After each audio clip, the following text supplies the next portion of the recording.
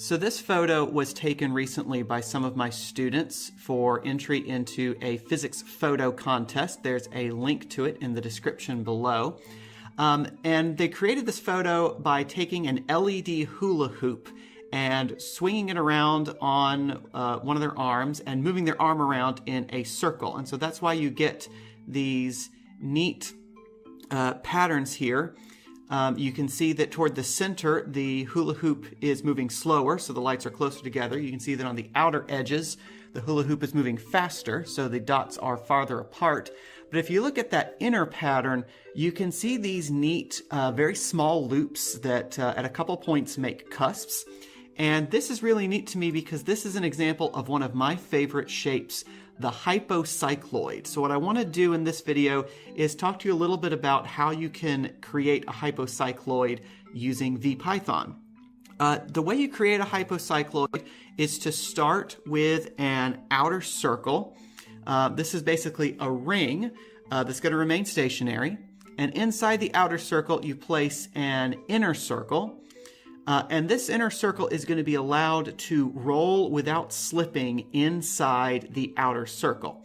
But before we do that, we are going to draw a radius line on the inner circle. Here it's displayed in white. And then at the very end of that radius, we're going to mark a single point in red. And this point is going to trace out the hypocycloid as it begins to animate. So you see, as the inner circle begins to roll around inside the outer circle, the point that we're tracking makes these arcs that end abruptly in these cusps, just like you saw in the hula hoop picture. Now this is a nice hypocycloid in that it's closed because we managed to get just the right ratio of sizes between the inner circle and the outer circle. And we'll take a look at the code to see how we can explore that. So this is the code that I used to create that animation. As with all my codes, it's available in the description below. These two lines here, lines 4 and 5, are really the only two lines that you need to change to make a different hypocycloid. These are the two radii of the outer circle and the inner circle. Of course, the inner circle has to be smaller than the outer circle. The rest of it is details that create the animation. The first thing we have to do is create the outer circle. We're using VPython's curve object to do that. So it's a curve created by a set of points along a circle. Then we create the inner circle. We're using the cylinder for this so that we can give it a solid texture to be able to watch it rotate. You notice that its position needs to be given by the outer circle radius minus the inner circle radius, because this is giving you the position of the center of that circle that we're watching. You also notice that the sides needs to be 2 times its radius, because there you're specifying its width in each of those directions. The next piece that we create is the radius, that white line that we saw in the inner circle. Again, we're using a cylinder for that, but we're making it a very, very thin cylinder. And it needs to have a length that matches the radius of the inner circle and a position that starts at the inner circle's center. You also notice that we've made the inner circle semi-transparent so that we can see the rod.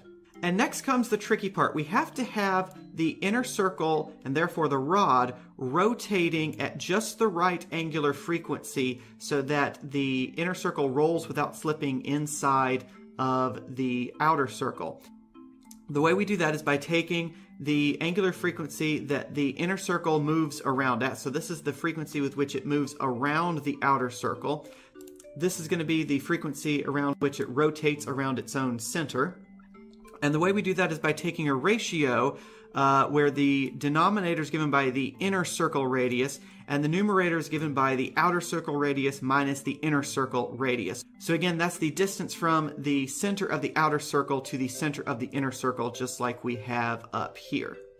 And then the last thing we have to create before we can animate is the point that will trace out the hypocycloid. So this is just placed at the end of the rod.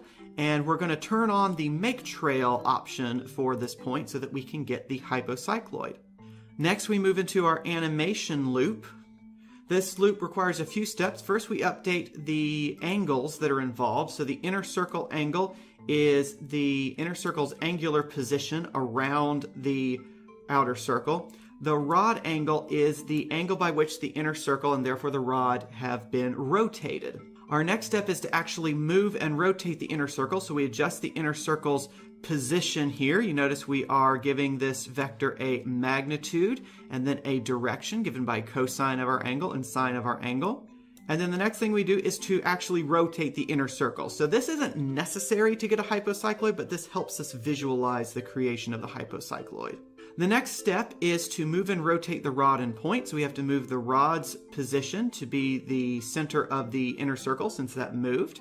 And then we have to rotate the rod. We do that by adjusting its axis. You notice it's rotating by rod dot theta, not the inner circle dot theta, because those have to rotate in opposite directions in order for this to move. And then, of course, we have to update the point's position, and that's what creates the hypocycloid animation. So to run this program, we just hit Control-2.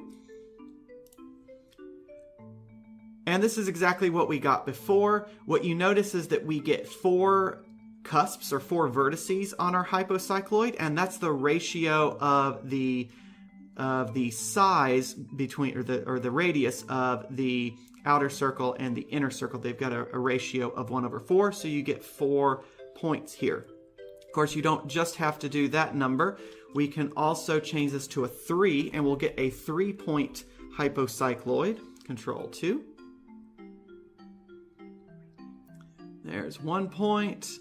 There's 2 points, and there's 3 points. And you notice because they've got a nice integer ratio, it's going to continue along in a closed orbit. Of course, I could make that bigger. I could make that a 7-point hypocycloid. There we go, 1. So you notice the inner disk, the inner circle is getting smaller as we go along. It's also rotating faster because, again, its rotational frequency is a function of their relative sizes. Now you might be sitting there saying, we went from 4 to 3. What if we go to 2? What would a 2-point hypocycloid look like? Let's hit Control-2. Notice this thing is bigger now. We've got a ratio of 1/2 between them, so this is now half the size of the outer circle. And you notice we get a 2-point hypocycloid is just a line segment. So if you want a really complicated way of creating a line segment, you just make a 2-point hypocycloid. Now, all of these so far have been closed orbits, meaning they go back and they repeat on themselves. If we make this a non-integer ratio, we end up with a non-closed orbit, and I can't think of a better non-integer to try with circles than pi. So let's make the inner circle radius 1/π of the outer circle radius, and this is what we'll end on today. So now the ratio between this size and this size is pi. So we should get just about 3 orbits, just about 3 cusps, 1, 2, 3, and then a little bit extra. So if you like, this little bit extra here is representative of 0.14159, etc., etc. And you notice it does not repeat back on itself. Each of the cusps, you can see it's trying to get 3 cusps in a rotation, but it doesn't quite reach the same point. So that's some fun you can have with hypocycloids. Do hope you enjoy the photo and enjoy the photo contest. And like I said, the source code for this program is available in a link in the description below. Hope you enjoy it. Thank you so much for watching. I will see you next time. Bye-bye.